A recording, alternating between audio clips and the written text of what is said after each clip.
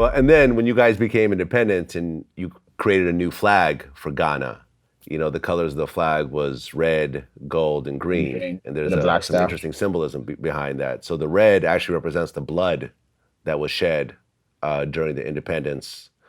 The green symbolizes the Yes, grasslands of agriculture. Ghana, and the black symbolizes the people Yes, in the emancipation. So it's a very symbolic flag. true. And then Nkrumah actually was one of the first leaders that actually embraced Pan-Africanism, Yeah. that Marcus Garvey initially talked about, which is the Back to Africa movement. And he actually pushed for people to come back to Ghana and for, black people that were living in different parts of the world to actually come back. So do you actually see a lot of people who were former Americans, expatriates, actually come back and live in Ghana? Yeah, there's a whole lot of people. And especially in these times, it's been a bit more compared to way back. I think a lot of people are realizing that you need to come back home. And yes, so people just had a perception from way back. I think Africa was, as you said, people just thought it was a whole country. And people had perception of, when you get to the airport, you're going to see some giraffes, pass by the plane, or you're going to see some lions walking somewhere, And the perception changed over time. And people got to realize this is one of the most beautiful places you could ever go.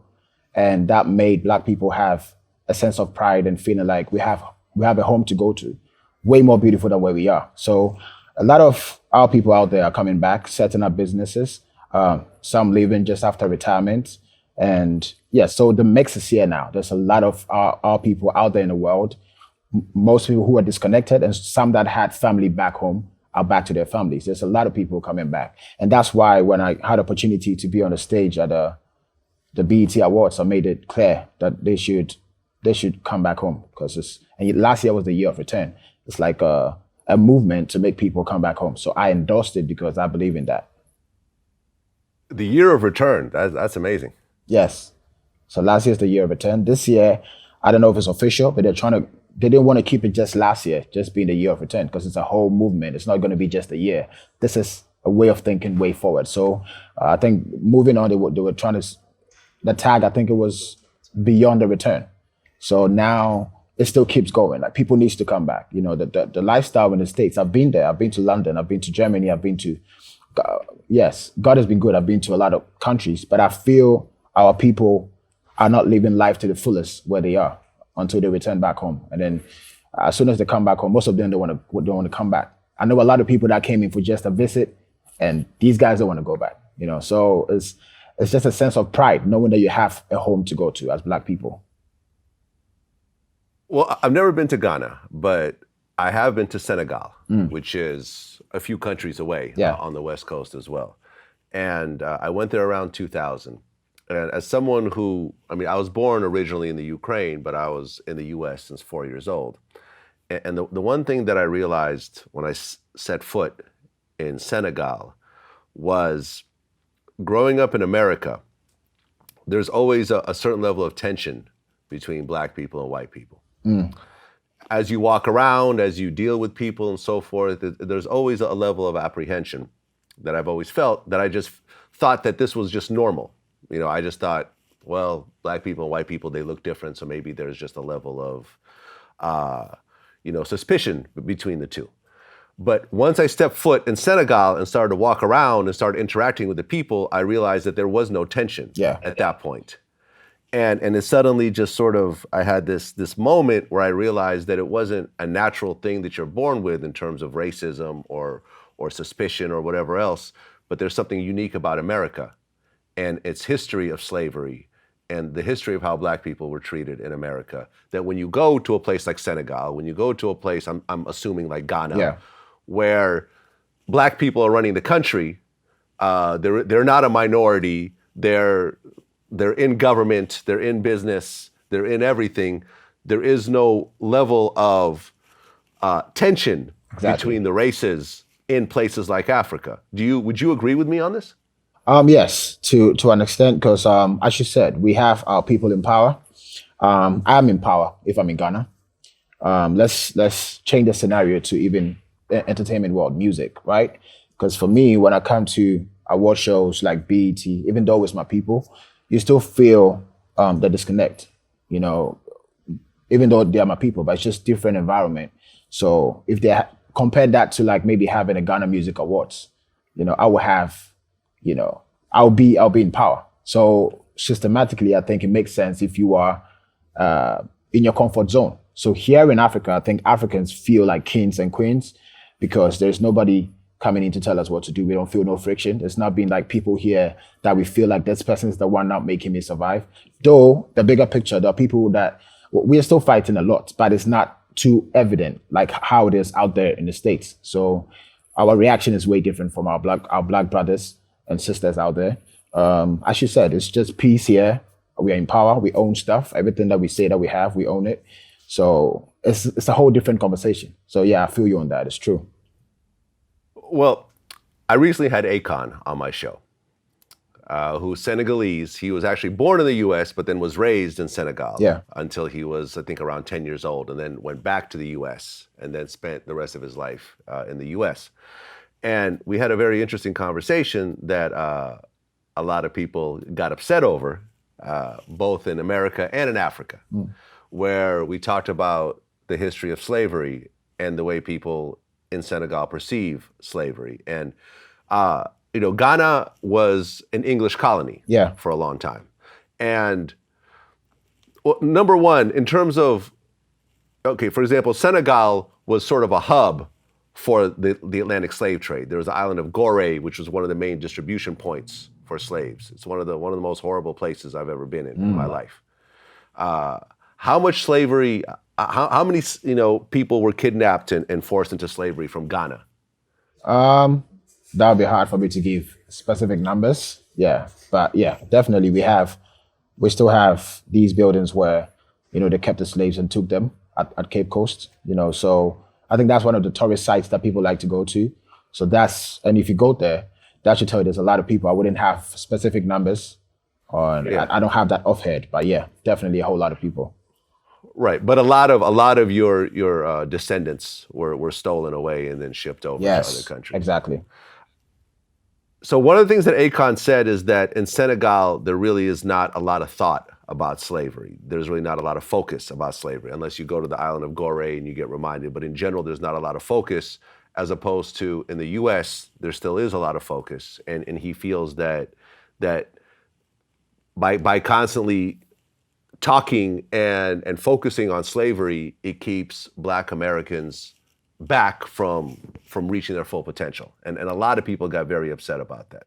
Well, in Senegal, we've kind of overcome the thought of slavery. We don't even think about it. The only time we think about it, honestly, is when we're doing tours that go to Island. Outside of that, people have lived and moved and way beyond the slavery concept and idea and mind state. Right, because in Senegal, you actually know your history. You can trace your family back 100 generations, whatever else. You still have your names, your real names. You're not named Johnson and Jackson and Washington Luther. And all the other slave owners that were the presidents who had slaves during that time, Jefferson, and so forth. Yeah, but you guys actually have your history. And that was the whole thing of walking around Senegal. People just felt, this was the first time I felt Black people just felt comfortable and with no type of disease. I think it's also the art of just letting the past go and moving towards the future. And I think in the U.S., they have this stigma of just not letting go of the past and blaming the past on every mishap or, disappointment. And I think as long as you hold on to that past, it's just a lot of weight that you carry with you everywhere you go. And it's hard to move forward and move fast when you got a weight on your back. You just got to let it go. So what is your take as an African when you heard that? So if I got it right, what he meant was here in Africa, we don't put a lot of light on slavery like it is in the States, right? Correct. I think it depends though, because if you're in a certain position, you definitely have to talk about racism, because then you're in positions where you're dealing with stuff that can attract racism. If you're talking about the masses on the streets and people who are just working regular and doing stuff on their own, who are not necessarily trying to deal with a certain class, right? You wouldn't feel racism. So I get him. In general, you wouldn't walk on the streets and see people talking about racism and white people are this and white people are that, because as you said in the beginning, it's the comfort that we have here. We feel like we at home. We don't see. I'm talking for the regular, the normal people, right? Someone like me, I can still talk about racism because the position I'm in, I have certain interactions that I get to feel that. You know, because I travel. There are situations where I can feel that energy. So someone like me and certain people who are in certain positions can talk about that. But the masses generally, it doesn't get to them. You know, whatever's happening that we know is racism in Africa, it's not exposed to them at this point. Because we're talking conversations from this side, right? So masses would not join that whole conversation. But people in positions making certain decisions and making sure to change something in their lives that needs a system changed. And you get to realize that the system is actually coming from out there. And before you can get that information, you have to be at a certain level, talking a certain conversation to know that, okay, so this system is actually ruined by, the system is structured in a way that it favors another race. I don't know if you get what I'm saying. So until you get to that conversation, it's not like obvious. And so if he says that, that means on the streets, people don't really care about white people. But if you're in a position where you can change something, you get to realize that how to change it calls for this and that, then that can make you think about racism. That, okay, so that means this is not just in the States, it's actually, it triggers down here. Just that it's not, you don't put a face to it, but the system, if you go behind who is operating it, it goes back there. Yeah. Right, because like we said, Ghana was an English colony. And I remember what Akon pointed out was, you know, in Senegal, it was originally a French colony. And they still use something that's similar. Like the currency is like it's still the franc or something of that sort, but it's a franc that isn't usable in France, only in Senegal. So the currency, even though it still has the French branding on it, isn't accepted back in France. So, you know, that was one of the reasons why when he said he was building, you know, Akon City, he wanted to use cryptocurrency because he doesn't like that currency. He thinks it's kind of an initial, like sort of a racist type currency that he doesn't want to use. You know, with Akon, I like his position because he's in between both. He understands us perfectly, and he understands you guys. He's been in both worlds. Just that in our world, I don't know how long he stayed here, so I don't know if he has all the information. Though he comes in and out, he's very he's here. You know, he's one of us. We don't see Akon. Actually, at this point, Akon to us is not like an American. We always see Akon as African. But you guys also have had enough of him and he knows the system there. So I think such a person can know in between what would work. And sometimes what he would say might sound harsh.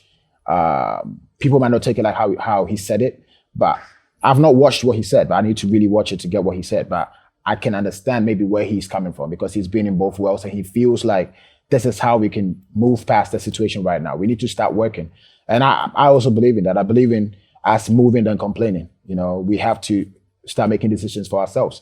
I'm a person that believes in independence. That is why to date, I'm not saying it's a bad thing to sign, but I've not signed a deal because I like controlling my stuff. I like to make my decisions. I like to say I want to release the music tomorrow, and I don't have to talk to anybody. But my revenue's coming, I will have to make the decision who to pay and all that. So I like to be in control. So such a state of mind, I would understand that if I want everybody to feel like that. I want, especially people in power who have position to make changes, to be able to say, no, you can't come in and tell me what to do just because you're going to hand me some brown paper back, right? So you can control my decision. So to me, that point of view, I get it. So if you want to do that, you have to be responsible. And that's when you have to work. You have to take everything upon yourself. To be able to fight somebody, you have to be responsible. And I think we need to get to that point. We are getting there, but holistically, there's a bigger picture that we need to achieve as Black people.